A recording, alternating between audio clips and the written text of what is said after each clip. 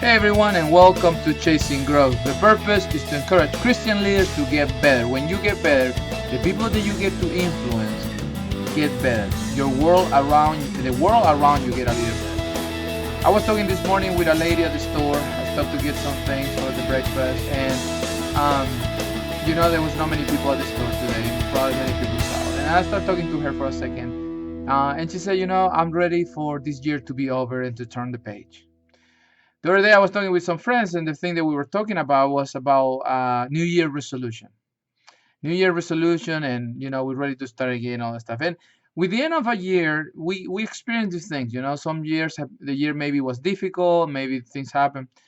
But as if you're somebody who wants to grow, it's not enough to just to wish this year to be over and move on. It's not enough just to set up new things for next year. It's very, very, very important that you can sit down and see what happened this year, the events in your life that were meaningful.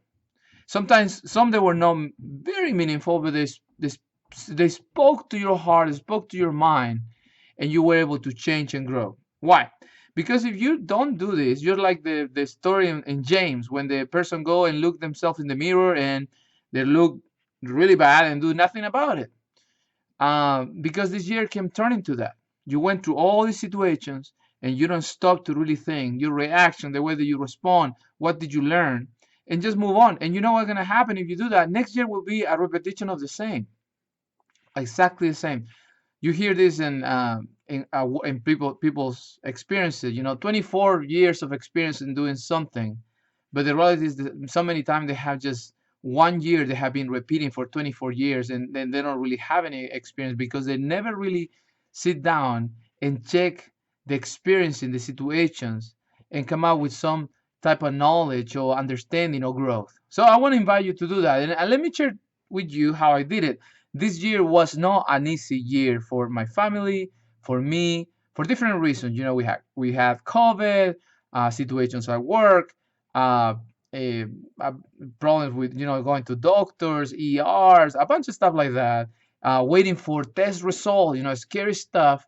And you know what? To all that, when I sit down, and by the way, last night I watched the last James Bond, and Daniel Craig died. So that's pretty bad too for 2021. But when I sit down and I think about all the things, some things were scary, some things brought me to tears, some things were really difficult to swallow, very difficult to swallow.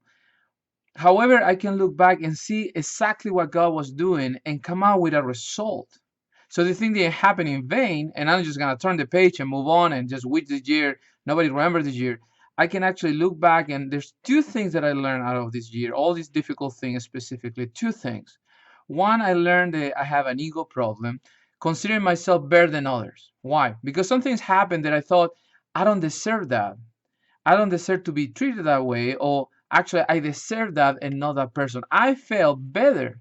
I felt that I was better than others.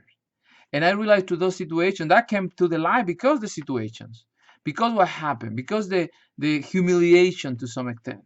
And I realized why I was humiliated, why I feel, down. And I realized it was because just I thought and I believe my own press, right? I believe I was better than somebody else, and that's so sad because we all can feel that way sometimes. We if you're in politics, you think the liberals are this or conservatives are that, and one is evil, one is good, and your side is good, and the other side is evil, and that kind of stuff. And the reality, if you're a Christian leader and you can deal with that too, is that we're all bad and we need Christ. So one of the things that I realized that I was having this idea that I was better than somebody else, regardless of my religion or the things that I practice in religion. I was internally, even if I won't recognize that, I was to some extent not feeling and thinking that I deserve more, that I'm better than others. And some situations that happened these years brought that to the light, and I'm so grateful. I'm so thankful that this happened because I can see and I can pray and I can work on it and I can do practical things to put myself in places where I can be, I can humble myself to experience Christ in my life in that way. And the other thing that I learned through also situations, through problems, and again, all the things that I just mentioned, COVID and sickness and all that kind of stuff, and surgeries and all kind of stuff.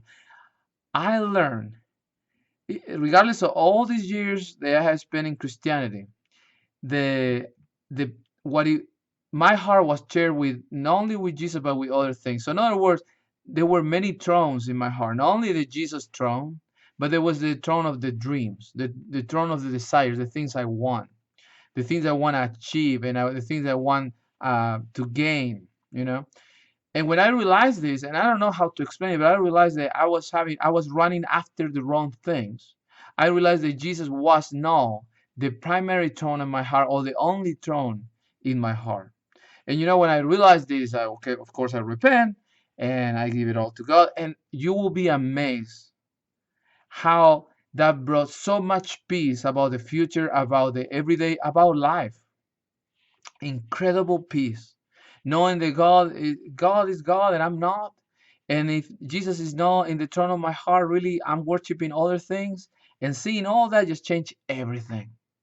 And all thanks to all the things that were difficult at the time during the year. I'm not saying they were easy, but they were all the things that happened through the year, all the things that were conflicting and challenging and problematic and all this stuff. All thanks to that. And so I'm so grateful. So I want to encourage you. What are the things that happened in your life this year? What are the things that you experienced this year, good and bad? I want you to meditate and think about it, because the Bible is very clear about that. All things work together for good, for us as Christians. So, what is that good? What are you learning? Maybe spiritually, maybe mentally, I don't know. But what was that change that all the things that happened in your life brought to you, and you are able to see things different today? And I'm so glad. I don't know how to explain it, but it's almost like something was removed from my eyes and I can see better. And I experienced peace and all that. So do the same. Don't just turn the page. Oh, I'm glad this year is over. Have been a difficult year. Let's move on. What have you learned this year, spiritually, specifically, to see how God is working in your heart? And so this is so important to do before we move to another year. So important. Even before having all these New Year's resolutions, is to check back, look back, and learn. So thank you for listening. Thank you for spending time listening my voice and my comments. God bless you. Have a great 2022, a whole new year. And next episode I will be talking about New Year's resolution and what I believe about that. Have a great week. God bless you, and ciao.